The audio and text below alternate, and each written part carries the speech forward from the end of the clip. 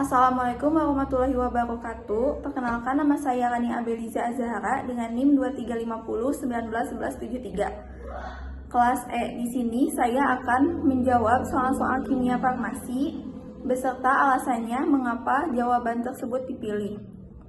Yang pertama, jawabannya C, yaitu C2H5OH. Alasannya, karena senyawa organik adalah senyawa yang umumnya mengandung unsur karbon dan hidrogen, seringkali dalam bentuk rantai karbon. Etanol atau C2H5OH adalah contoh senyawa organik karena mengandung rantai karbon dan gugus alkohol. Sementara NaCl, H2O, NaOH, Ag, NO3 adalah senyawa anorganik karena tidak mengandung rantai karbon. Selanjutnya, nomor 6, jawabannya tunggal maupun campuran. Alasannya karena metode klasik identifikasi senyawa organik baik yang dilakukan secara tunggal maupun dalam bentuk campuran melibatkan berbagai teknik dan reaksi kimia. Identifikasi senyawa tunggal biasanya lebih sederhana karena fokus pada sifat-sifat spesifik senyawa tersebut seperti titik leleh, titik didih, kelarutan, dan reaksi kimia khusus. Sedangkan identifikasi dalam campuran memerlukan metode pemisahan seperti kromatografi atau destilasi untuk memisahkan komponen-komponen campuran sebelum identifikasi masing-masing senyawa. Selanjutnya nomor 7, jawabannya A, kemurnian senyawa.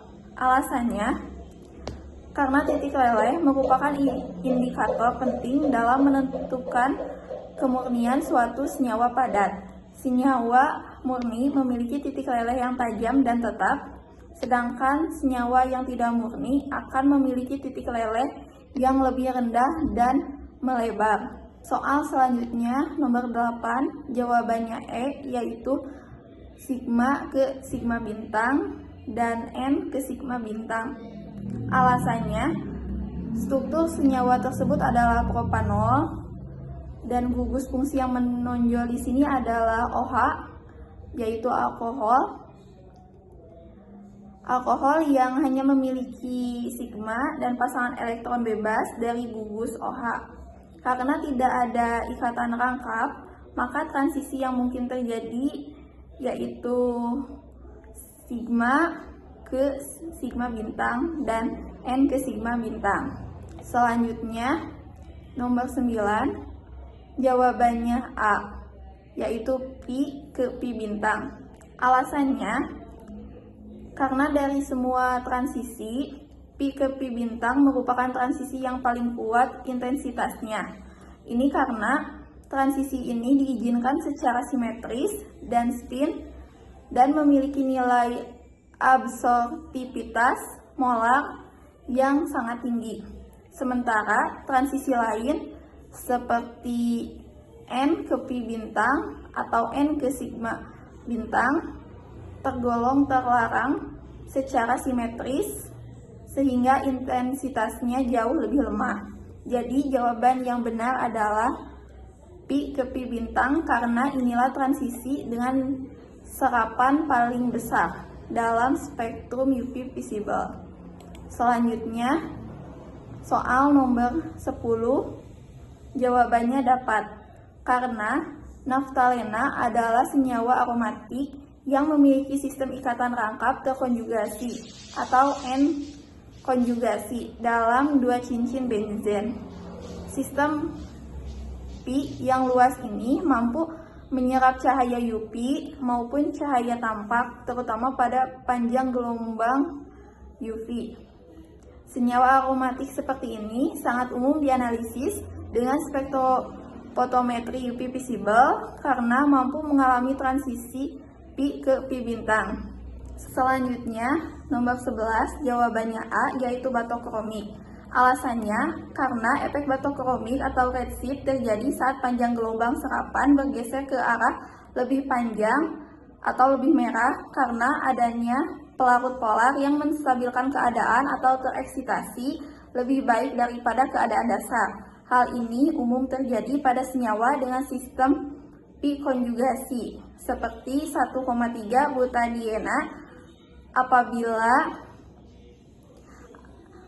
apalagi bila berada dalam pelarut polar yang menyebabkan pergeseran energi orbital.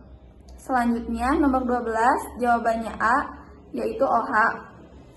Alasannya karena bilangan gelombang 3750 sampai 3000 cm dalam spektrum inframerah biasanya menunjukkan adanya regangan atau stretching dari gugus OH atau hidroksil seperti pada alkohol atau fenol.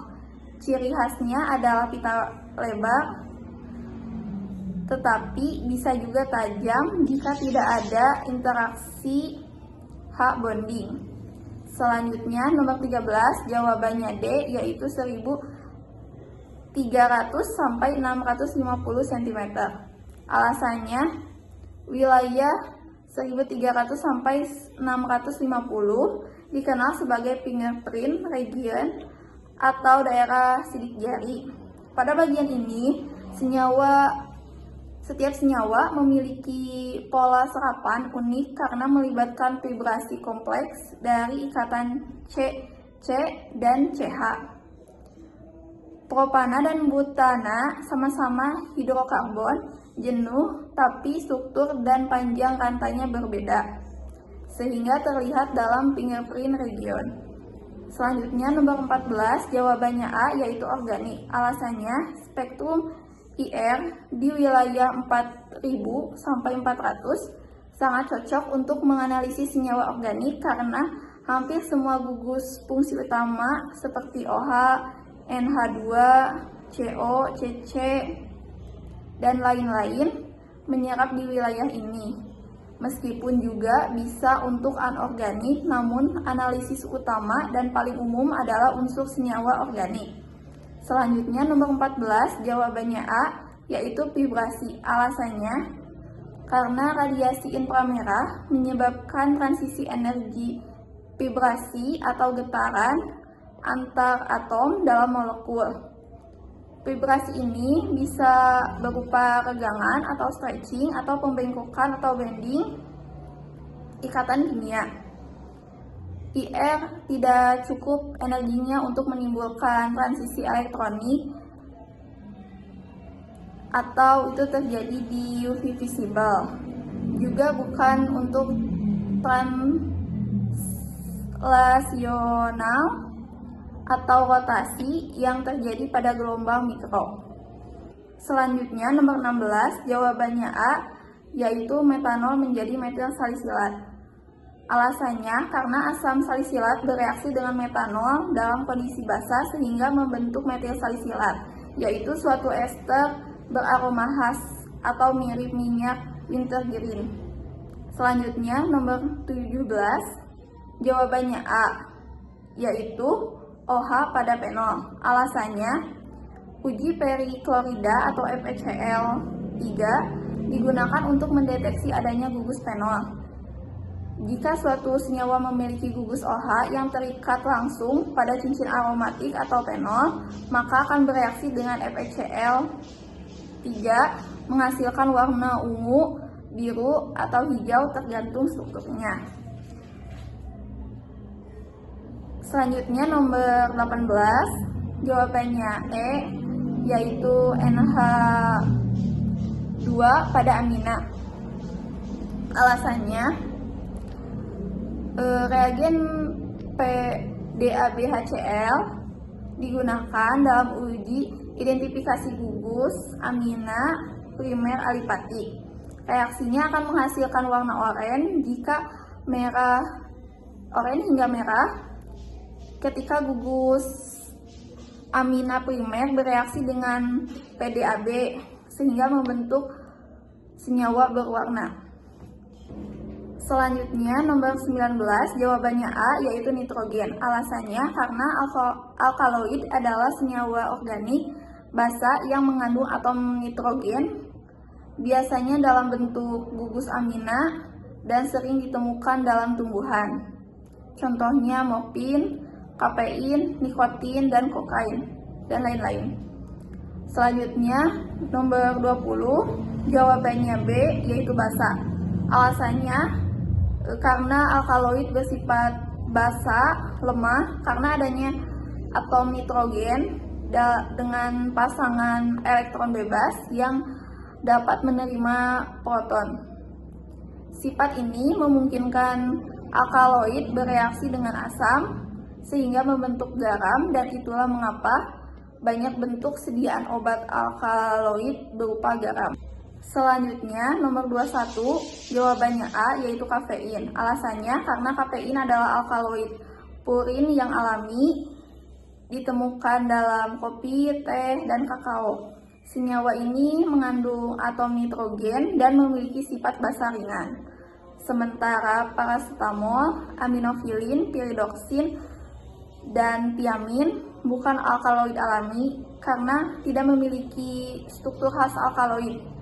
Selanjutnya, nomor 22, jawabannya D, yaitu endapan kompleks bismut alkaloid yang berwarna jingga. Alasannya karena reagen Dragendorf mengandung bismut subnitrat dan kalium iodida yang akan bereaksi dengan alkaloid basa menghasilkan endapan kompleks bismut dan alkaloid yang berwarna jingga yang merupakan ciri khas positif uji Dragendorf. Selanjutnya, nomor 23, jawabannya C, yaitu Lieberman. Alasannya, karena reaksi Lieberman digunakan untuk identifikasi barbiturat seperti asam barbiturat. Reaksi ini menghasilkan perubahan warna spesifik, biasanya biru atau ungu, setelah perlakuan dengan asam sulfat pekat dan bereaksi tertentu.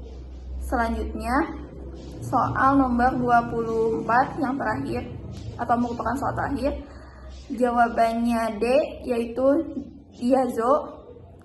Alasannya karena reaksi diazo atau diazotisasi merupakan reaksi golongan khas untuk senyawa sulfonamida atau sulfa, terutama yang memiliki gugus amino aromatik bebas. Dalam uji ini, senyawa sulfa direaksikan dengan asam nitrit, membentuk senyawa diazonium yang kemudian dapat dikopulasikan menghasilkan warna khas, seringkali merah jingga atau oranye. Sekian dari saya, mohon maaf bila ada salah kata. Wassalamualaikum warahmatullahi wabarakatuh.